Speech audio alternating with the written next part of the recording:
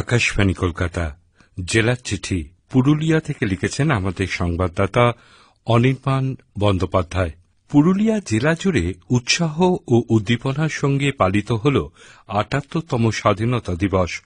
সরকারি এবং বেসরকারি সব দপ্তরেই ওই দিন শ্রদ্ধার সঙ্গে জাতীয় পতাকা উত্তোলন করা হয়। পুরুলিয়ার জেলা শাসকের দপ্তরে পতাকা উত্তোলন করেন জেলা শাসক রজত নন্দা। দক্ষিণ পূর্ব রেলের বিভাগীয় সদর দপ্তর আদ্রায় পতাকা উত্তোলন করেন আদ্রার ডিআরএম সুমিত নারুলা। সারাদিন ধরেই স্বাধীনতা দিবস উপলক্ষে করা হয় নানা অনুষ্ঠান। ফল বাগান করার মাধ্যমে রোজগার পুরুলিয়া জেলায় জীবিকা নির্বাহের অন্যতম বিকল্প হয়ে উঠেছে। আমের বাগান করে ইতিমধ্যেই লাভের মুখ দেখেছেন জেলার বহু কৃষক। এবার তাদের জন্য বিশেষ উদ্যোগ নিল পুরুলিয়া জেলা কৃষি দপ্তর। স্বাধীনতা দিবসের দিন জেলা কৃষি ভবনে করা হল একটি কর্মশালা। এই কর্মশালায় যোগদান করেন জেলার বিভিন্ন প্রান্তের কৃষকেরা।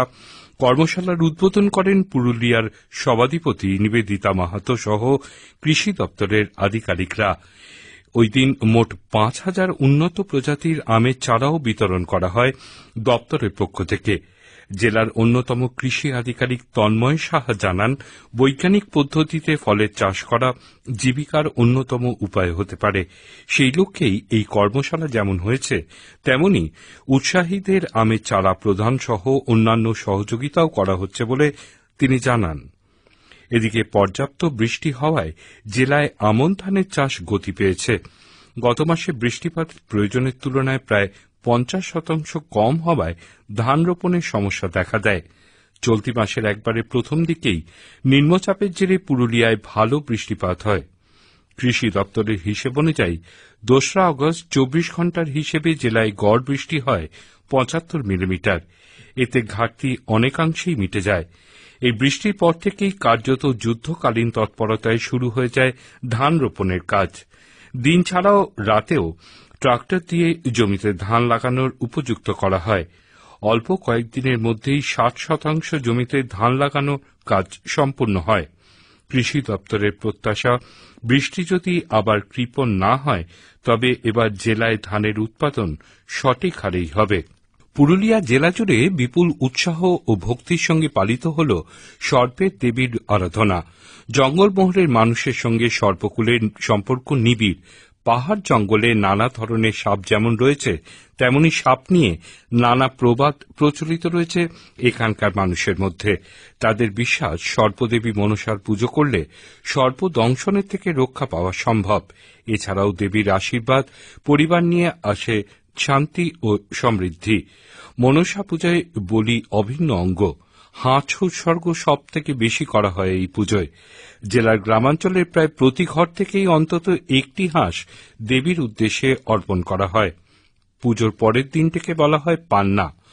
একদিন উপবাস করে থাকার পর এদিন ভক্তরা দেবীর প্রসাদ গ্রহণ করেন।